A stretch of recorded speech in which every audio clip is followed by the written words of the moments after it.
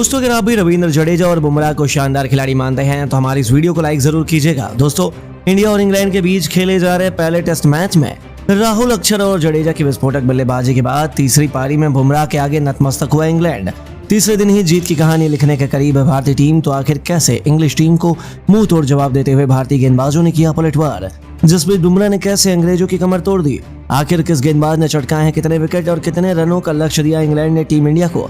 आखिर कैसे भारतीय टीम यह टेस्ट मैच जीतने के बेहद करीब है। इस रोमांचक मुकाबले की अब तक की पूरी हाईलाइट हम आपको दिखाएंगे ही, लेकिन उससे पहले आपको क्या लगता है जडेजा, अश्विन और बुमराह में कौन सबसे बेहतर गेंदबाज है? अपनी राय हमें नीचे कमेंट बॉक्स में जरूर बताइए।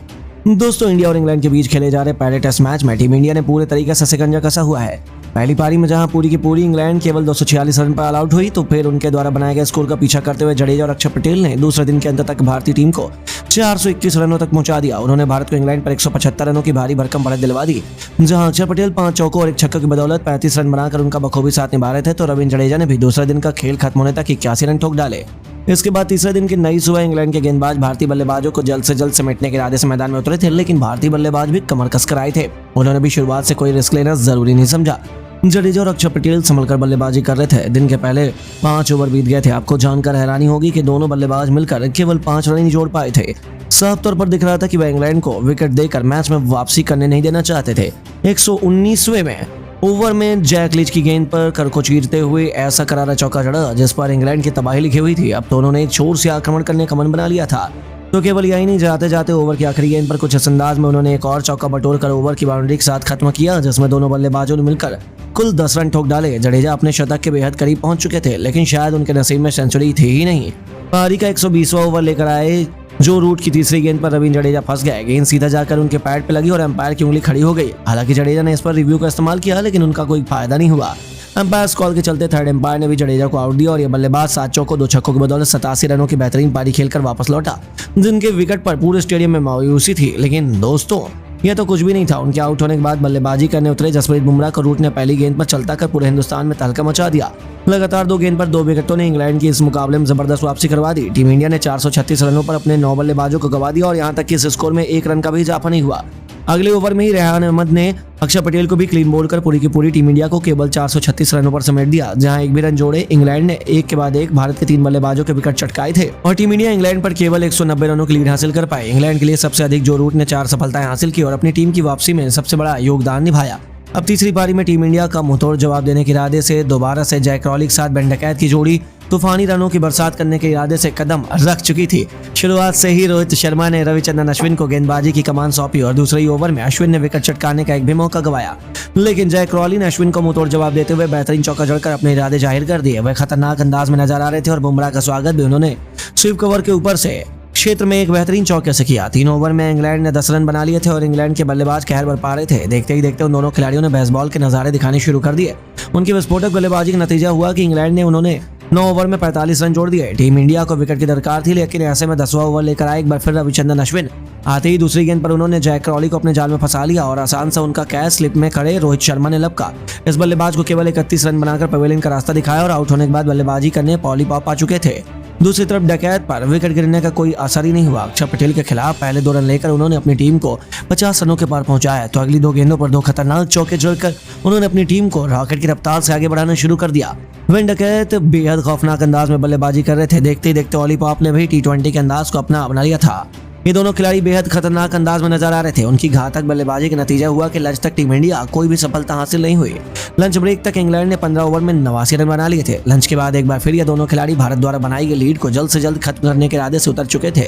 बुमराह के खिलाफ ऑली पॉप ने 2 रन दौड़कर डकैत के साथ अर्धशतक की साझेदारी को अंजाम दिया। वह भी केवल 43 रन पर। उनकी विस्फोटक बल्लेबाजी ने टीम इंडिया को मुश्किल में डाल दिया। 18वें ओवर में ऑली पॉप ने 2 गेंद पर 2 चौके जड़कर अपनी टीम को 100 रनों के पार पहुंचाया। तो फिर पारी का 19वां ओवर लेकर आए बुमराह के खिलाफ डकैत ने 2 बॉल पर 2 चौके जड़कर इस गेंदबाज की हालत खराब कर दी थी, लेकिन बुमराह ने भी हिट के जवाब पत्थर से दिया। ओवर की 5वीं गेंद पर बेन डकैत के 3 विकेट उखाड़कर बुमराह ने इस बल्लेबाज के घमंड को चकनाचूर कर दिया। उन्होंने न केवल दूसरी सफलता भारत को दिलाई, बल्कि उनके डकैत उनकी कातिलाना गेंदबाजी के आगे 52 गेंद पर 47 रन बनाकर पवेलियन लौट गए और उनके आउट होने के बाद मैदान पर जो रूट कदम रख चुके थे। लेकिन बुमराह ने तो अब इंग्लैंड की कब्र खोदने का मन बना लिया था। 21वें ओवर में एक बार फिर जब बुमराह आए तो उन्होंने इस बार इंग्लैंड के सबसे बड़े बल्लेबाज जो रूट का शिकार किया। जो रूट को LBW कर बुमराह ने टीम इंडिया को लगातार तीसरी सफलता दिला दी।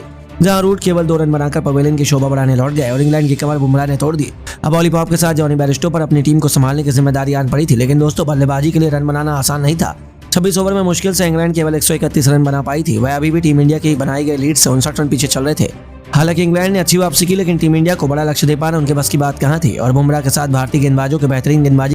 लेकिन जॉनी बेयरस्टो भी रविंद्र जडेजा की फिरकी का शिकार केवल 10 रन बनाकर हो गए, तो उनके आउट होने के बाद बल्लेबाजी करने उतरे कप्तान बेन स्टोक्स भी ज्यादा देर तक टिक नहीं पाए।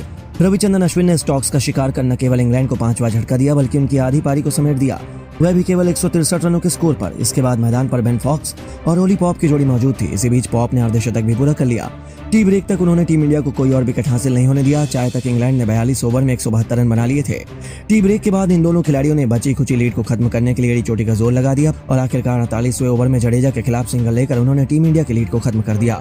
जहां इंग्लैंड ने 48 ओवर में 191 रन बना लिए, तो अब इंग्लैंड ने भारत पर बढ़त बनाना शुरू कर दिया, लेकिन भारतीय गेंदबाजों ने इंग्लैंड को बहुत बड़ी बढ़त हासिल नहीं होने दी और अब टीम इंडिया एक आसान सी जीत की तरफ बढ़ चुकी है। लेकिन दोस्तों, आपको क्या लगता है? पर 175 रनों की भारी भरकम बढ़त दिलवा दी थी, जहां अक्षर पटेल 5 चौके और 1 छक्के की बदौलत 35 रन बनाकर उनका बखूबी साथ निभा रहे थे। वहीं रविंद्र जडेजा ने भी दूसरे दिन का खेल खत्म होने तक 81 रन ठोक डाले थे। सबसे खास बात ये रही कि अपनी इस विस्फोटक पारी को उन्होंने 7 चौके और 2 खौफनाक छक्के से सजाया था। इसके बाद तीसरे दिन की नई सुबह इंग्लैंड के गेंदबाज भारतीय बल्लेबाजों को जल्द से जल्द समेटने के इरादे से मैदान में उतरे थे। शुरुआत से ही इंग्लैंड के कप्तान बेन स्टोक्स ने मार्क वुड को गेंदबाजी आक्रमण की कमान सौंप दी, लेकिन भारतीय बल्लेबाज भी कमर कस के आए थे। उन्होंने भी शुरुआत में कोई रिस्क लेना जरूरी नहीं समझा। जडेजा और अक्षर बेहद संभल कर बल्लेबाजी कर रहे थे। साफ तौर पर दिख रहा था कि वो विकेट गंवाने के इरादे से नहीं आए हैं। रविंद्र जडेजा अपने शतक के बेहद करीब थे। वो इतिहास के पन्नों में अपना नाम सुनहरे अक्षरों में लिखवाना चाहते थे, इसीलिए वो कोई भी गलती करने के लिए तैयार नहीं थे। दिन के पहले 5 ओवर बीत गए थे और आपको जानकर हैरानी होगी कि दोनों बल्लेबाज मिलकर केवल 5 रन जोड़ पाए थे। साफ तौर पर दिख रहा था कि वो इंग्लैंड को विकेट देकर मैच में वापसी करना नहीं देना चाहते थे। 115 ओवर में टीम इंडिया केवल 426 रनों तक पहुंच पाई थी। जडेजा का शतक देखने के लिए हर कोई बेकरार था। इन दोनों खिलाड़ियों ने इंग्लैंड के विकेट चटकारने की रणनीति पर पानी फेर दिया था। टीम इंडिया इंग्लैंड पर अब तक बहुत बड़ी लीड हासिल कर चुकी थी। उसके बाद भी ये दोनों हार मानने को तैयार नहीं थे। उनके द्वारा बनाया गया एक रन इंग्लैंड को हार की तरफ धकेल रहा था। यही डर इंग्लैंड खेमे में भी साफ तौर पर देखा जा सकता था। उनके गेंदबाज और खिलाड़ी विकेट लेने के लिए तड़प रहे थे और इसका बखूबी फायदा टीम इंडिया को मिल रहा था। हालांकि भारतीय फैंस इंतजार कर रहे थे कि कब ये दोनों खिलाड़ी चौके छक्कों की बरसात करना शुरू करें। टेस्ट में भी T20 बल्लेबाजी देखने के लिए हर कोई बेकरार था। जडेजा से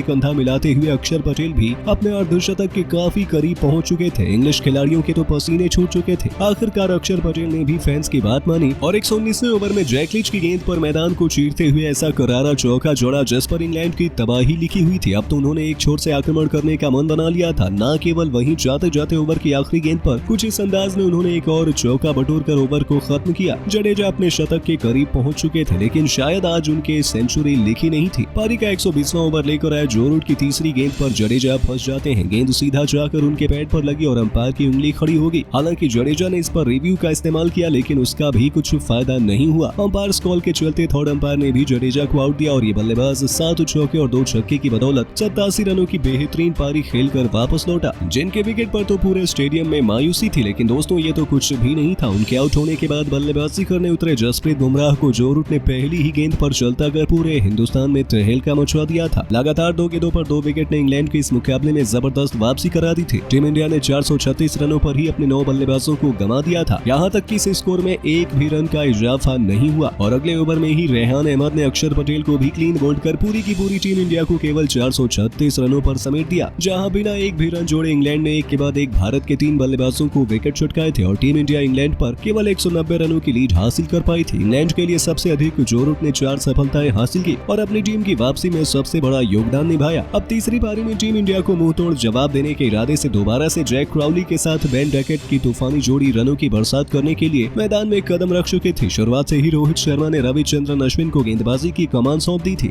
दूसरे ही ओवर में अश्विन ने विकेट चटकाने का एक मौका भी बनाया, लेकिन जैक क्राउली ने अश्विन को मुंहतोड़ जवाब देते हुए एक बेहतरीन चौका जोड़कर अपने इरादे जाहिर कर दिए थे। वो खतरनाक अंदाज में नजर आ रहे थे। बुमराह का स्वागत भी उन्होंने स्वीपर कवर के क्षेत्र में बेहतरीन चौके से किया था। 3 ओवर में इंग्लैंड ने 10 रन बना लिए थे, लेकिन उनकी रणनीति ज्यादा लंबी नहीं चल पाई। वैसा ही हुआ जैसा उम्मीद किया जा रहा था। भारतीय गेंदबाजों ने सुबह सुबह इंग्लैंड की नाक में दम कर दिया और उनकी कातिलाना गेंदबाजी का नतीजा हुआ कि तीसरे दिन के पहले सेशन का अंत जाते जाते भारतीय टीम इस मुकाबले को जीतने के बेहद करीब